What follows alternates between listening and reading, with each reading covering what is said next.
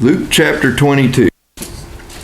I believe I read part of this last Sunday night, but I'm going to overlap just a little bit.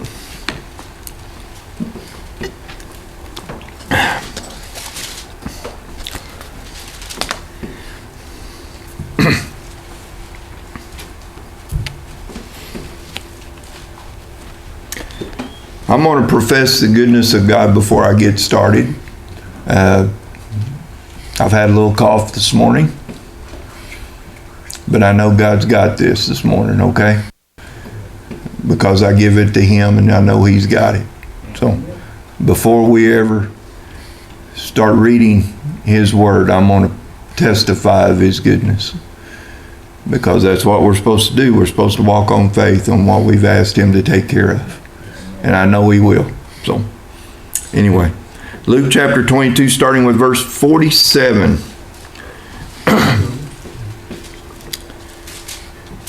And while he yet spake, behold, a multitude. And he that was called Judas, one of the 12, went before them, and drew near unto Jesus to kiss him. But Jesus said unto him, Judas, betrayest thou the Son of Man with a kiss? Jesus went to the Garden of Gethsemane with his disciples, and he had left his disciples and went just a little bit further to pray. And it's at this time that he prayed that God, if it was His will to remove this from him, then please remove what he had to do. But it wasn't his will that he wanted. It was God's will that he wanted. And he said, but not my will, let your will be done. He came back more than once to find his disciples asleep. He had given them instruction to pray so that they would be able to withstand temptation. And he found them asleep. And this is what had just happened before the multitude started showing up. So then the multitude shows up, and they're led by Judas, which was one of the 12.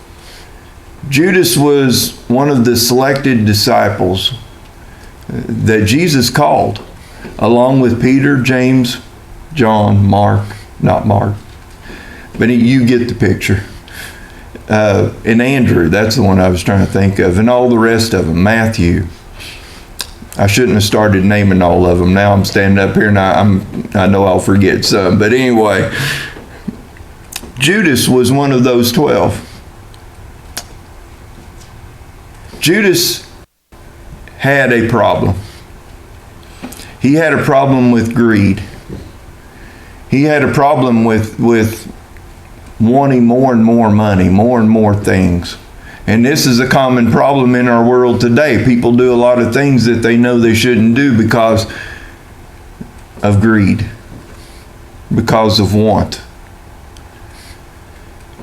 Judas had been by Jesus' side when he had fed the multitudes, when he had fed thousands. Judas was one of those that helped gather up the leftovers, the leftover fish and the leftover bread. Judas was a witness of those miracles. Judas was a witness. He was by Jesus' side when Jesus would heal the lame or cause the blind to see. He had witnessed all of those things. He had been close enough to hear what Jesus said and to see how people responded. Judas had witnessed all of this.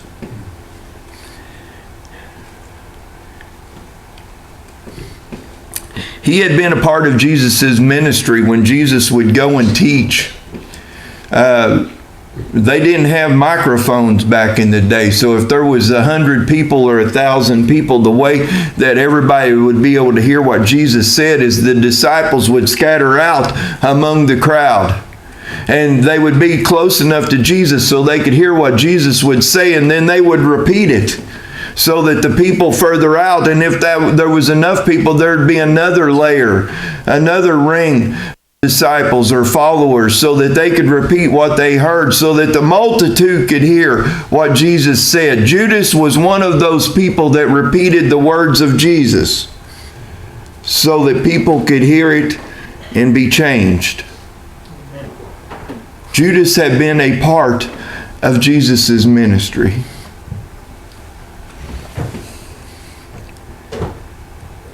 You see, this is the start of the end for both Jesus and for Judas. This moment right here when they're standing face to face, and Jesus looks Judas in the eye, and he says, "You're going to betray me with a kiss?" This is the start of the end. For Jesus, it's the start of the end of why he came. The fulfillment of God the Father's plan. This was the start of that. This is when he would be taken into captivity to be mistreated and beaten and eventually hung on a cross. It all starts right here with this kiss of betrayal. This is the beginning of the end for Judas because he realizes what he had done. And he couldn't live with the shame. If he had just waited 3 days, would things have been different if he realized that Jesus was still alive? I don't know. We'll never know. But this moment, standing face to face, eye to eye, Judas and Jesus, this was the beginning of the end. In our lives, we face moments that is the beginning of the rest of our life. We face moments where one decision, one choice will change the next page of our life.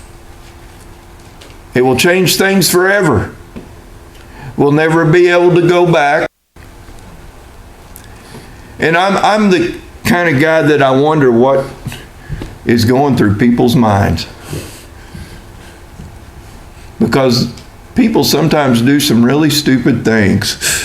I mean, let's just be honest. What were they thinking? As Jesus calls Judas out and says, "So you're going to betray me with a kiss?" Judas had a choice. Am I going to go through with this? Or am I going to back out? You see, God had a plan that included this part of it. And it wasn't that Judas was the one that was predetermined to do this, but God knew that Judas, he knew his heart would cause him to do this. But Judas did go ahead with what he said he was going to do. And the rest is history. The rest is written right here in this book so that we can learn from it. So this is the story of Judas. A little later on, we're going to hear about another one of the disciples. In fact, we're going to hear about him pretty quickly. Let's go on. Verse 49. When they which were about him saw what would follow, they said unto him, Lord, shall we smite the sword? And one of them smote the servant of the high priest and cut off his right ear. We know that someone to be Peter. Earlier in this chapter, they asked Jesus, said, we have 2 swords, is that enough? Well, I guess they could have cut off both ears. That was just a bad joke. But Jesus said it is enough. You see, Peter didn't understand. He kind of felt like, or I get the impression that he felt like his niche with the disciples is to be Jesus' protector, to kind of be his bodyguard, to take care of him when something's getting ready to go down. It's his responsibility to take care of Jesus. He evidently wasn't paying too much attention to what Jesus was doing. Jesus could take care of himself. But in this moment, the heat of the moment, he drew his sword and he cut off one of the servant's ears. Now keep in mind, this man was close enough to Jesus that Peter could reach him with a sword. So he was a threat.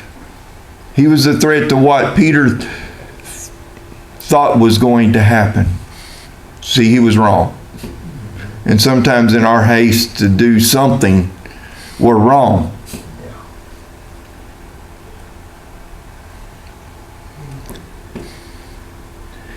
And Jesus answered and said, "Suffer ye this far." And he touched his ear and healed it.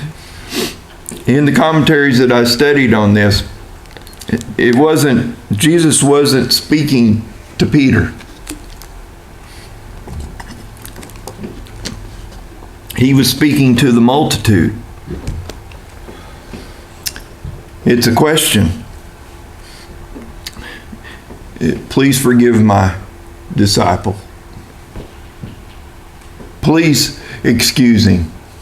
And he took care of what Peter had done in his haste. He healed him. The last miracle that Jesus Christ would do before he goes to the cross. He takes care of Peter's mistake. I'm so thankful that God takes care of our mistakes. Amen. I think he's had to work overtime a few times with me. Then Jesus said unto the chief priests and captains of the temple and the elders which were come to him, Be ye come out as against a thief with swords and staves?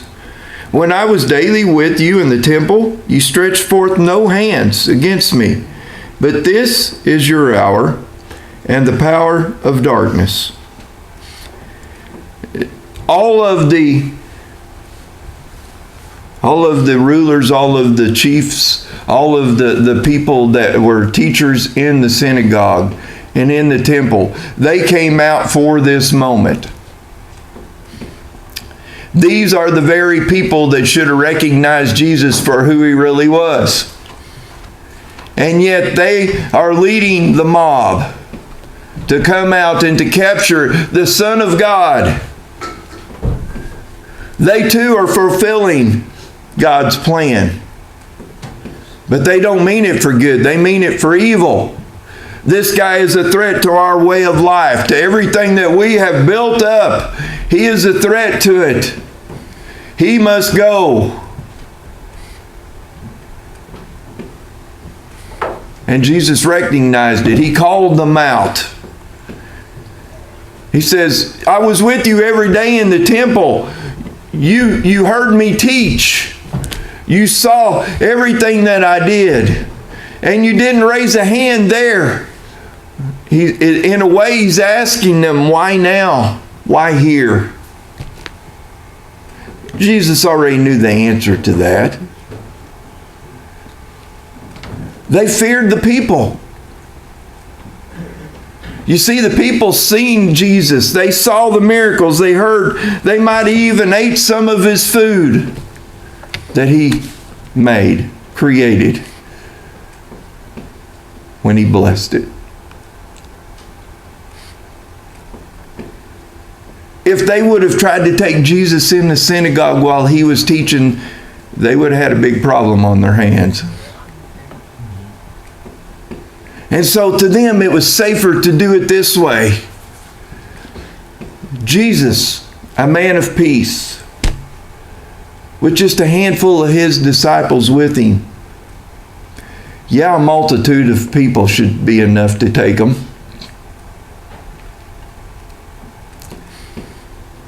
But Jesus is, even in this, he's trying to correct them. He's trying to guide them to the right way. He hadn't even given up on them yet. And he knew that this moment was coming this night. This is why he was there praying to start with. He knew it was going to happen. He had just told his disciples, you're going to know. This night's going to change everything. Then took him and led him and brought him into the high priest's house. And Peter followed far off. And when they had kindled a fire in the midst of the hall, and were set together, Peter sat down among them. Excuse me. Peter had to see. He had to see where they were taking him. He still felt obligated to protect Jesus. He can't really do anything. At least he wanted to know where he was at. How are they treating him? What are they doing? He might have even thought, Jesus is the Son of God. He says enough is enough. He may just bring all this to a halt. I want to be there when he does.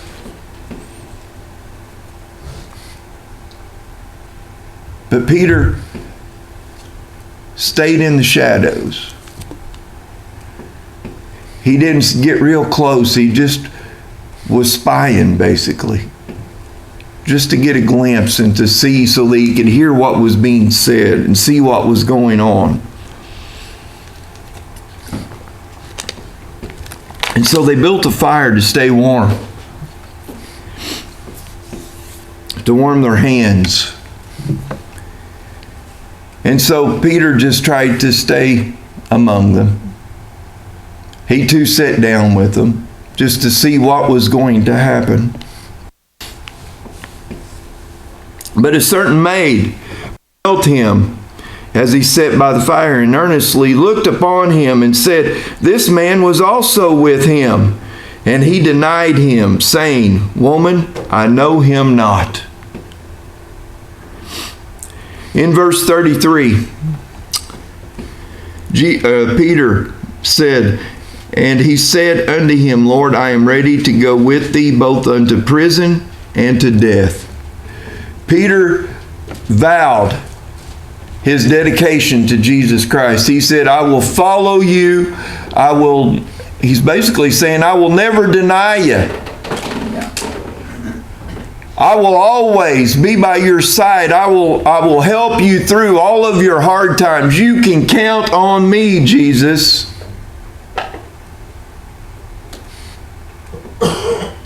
And to his defense, he tried to. He did cut off a guy's ear. But now, he understands the magnitude of this. He understands the importance of it. And just a lady sitting by the fire says he was with him. Peter denies that he knows Jesus. There's been times in my life, a lot of times when I was in school and different things going on, I loved to go to church camp. I loved going to Bible school. I loved going to church, sitting in the Sunday school class. The messages sometimes were over my head. I was just a kid. I was already thinking about what we was going to do after church got out. If we was going to play basketball, football, softball, whatever.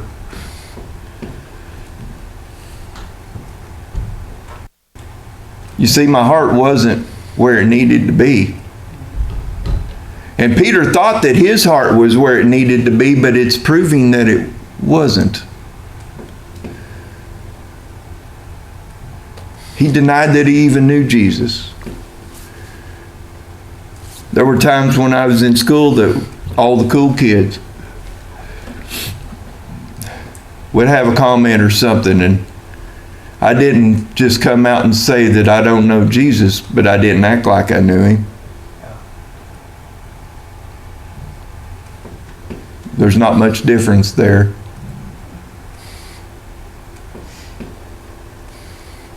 So we've all been a little bit like Peter, is my point.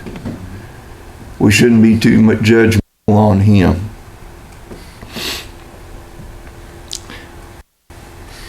And after a little while, another saw him and said, "Thou art also of them." And Peter said, "Man, I am not." Peter denies once again that he even knew who they were, who Jesus was. Verse 59, and about the space of 1 hour after, another confidently affirmed, saying, of a truth this fellow was with him, for he is a Galilean. And Peter said, man, I know not what thou sayest. And immediately while he yet spake, the cock crew. Let's jump back to verse 34. And he said, words written in red, I tell thee, Peter, the cock shall not crow this day before that thou shalt thrice deny that thou knowest me. Jesus knew what Peter would do. We have no idea how we will react when we are living in fear. Peter feared what he was witnessing them doing to Jesus. And he feared that he would be included in that. It wouldn't take long and Peter would feel honored to be included in that. But at this moment, even though he vowed that he would follow Jesus even unto death, the reality of it hit a little different chord than he thought it would. He was afraid. Plain and simple. He feared for his life. It's understandable. He had a wife. He had a family. What would they do without him?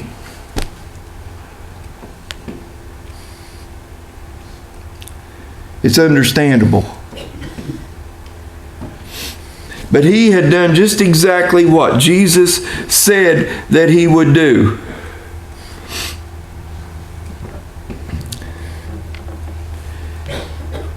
How many times have we been surprised by our own reactions? How we think we got our emotions, we think we got our mouth, we think we got everything under control, our temper.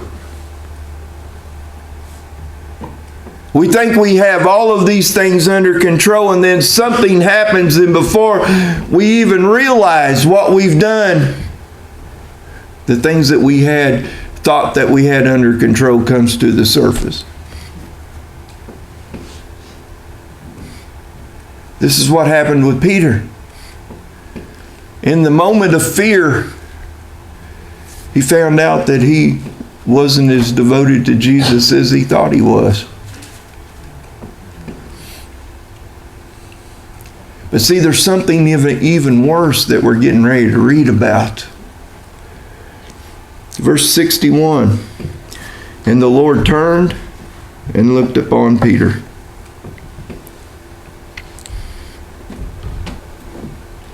And Peter remembered the word of the Lord, how he had said unto him, before the cock crow, thou shalt deny me thrice. Verse that we just read, verse 34. Peter remembered that. But I can envision that there is a good distance between where Peter is and where Jesus is. So there's a good chance that Jesus, the common person would not have heard Peter deny him 3 times. But Jesus heard it. You see, everything that Jesus says is going to happen is going to happen. He knows when, he knows how. And he can hear those things. He can feel them in his heart. Just like earlier in this chapter, or a little earlier, they were walking along on the road and Jesus knew that they were arguing about who was going to be the greatest. They would never admit it to him, but Jesus knew it. Jesus knew what Peter had done. And when I was a child, and I was doing something that I knew I shouldn't have done, When my father would look at me, it was him. I had a little brother.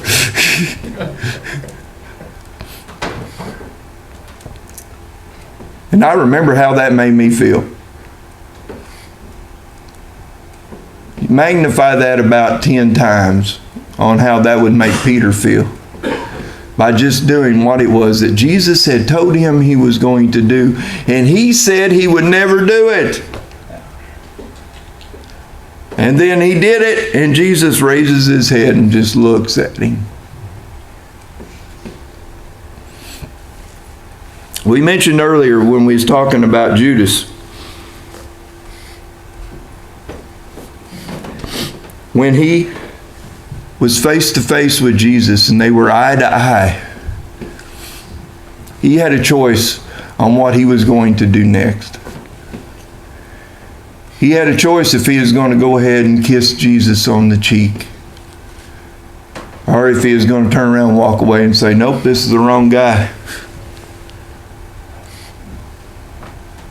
It was the same thing when Jesus looked from where he was at Peter, and they connected eyes. Peter had a choice. Okay, I messed up. What am I going to do now? What am I going to do next? Am I going to let this bad choice, these three instances, am I going to let them ruin everything that Jesus has been building up inside of me? Or am I going to use this as fuel to never fail again? You know what? We still fail. We're human. We're not perfect. But see, Peter chose a different response than what Judas did. And praise God for that. Verse 62. And Peter went out and wept bitterly.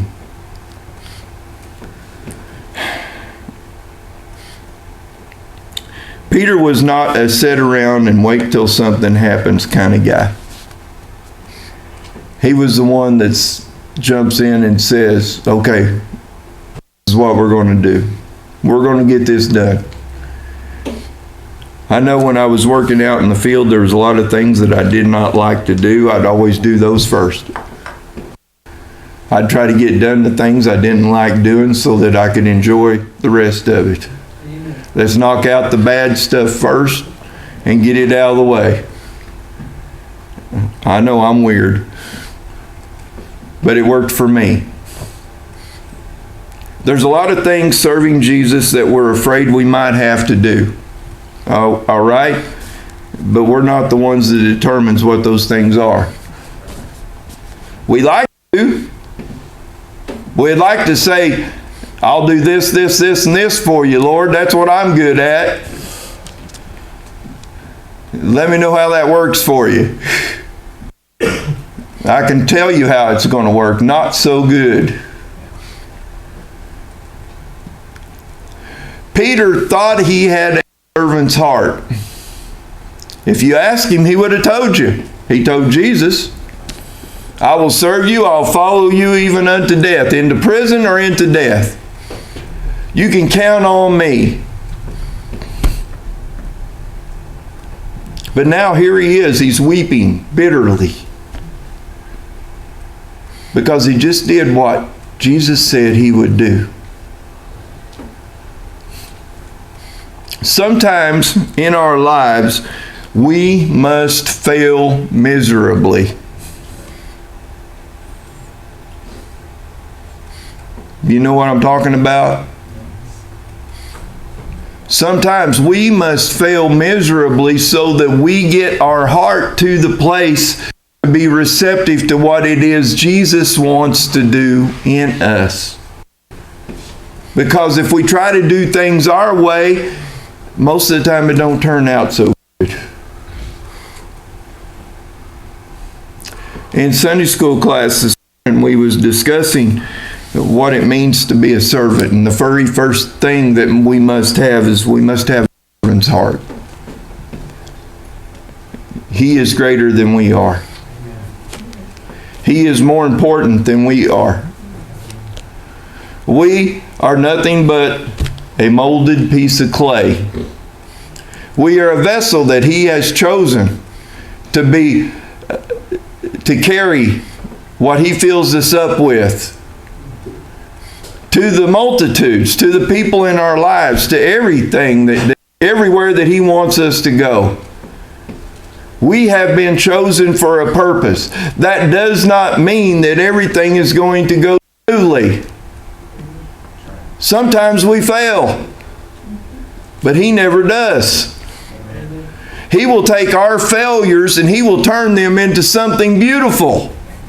He will turn those into a learning lesson for us, something that we can share with other people that have the same problems we have. You can look around this room, we all have the same problem. Sometimes we get in the way of what it is God wants to do. So, we've got two examples that we read about today. We got Judas and we got Peter.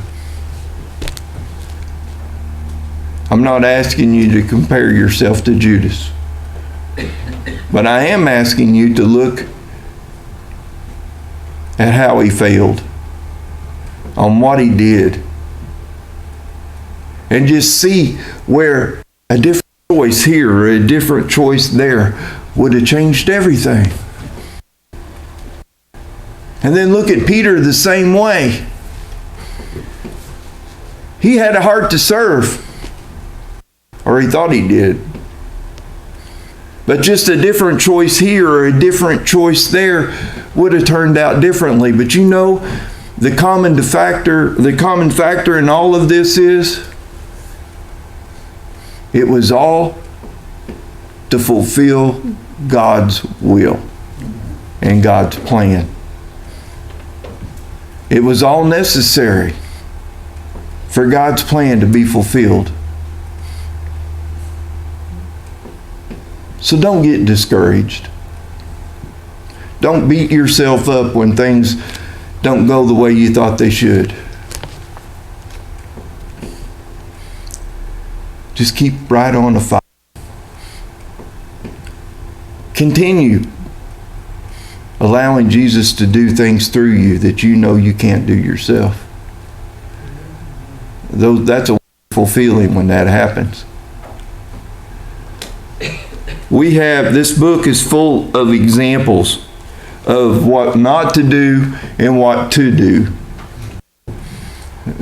I don't think I have to tell you which ones that we need to try to follow and which ones we want to stay away from.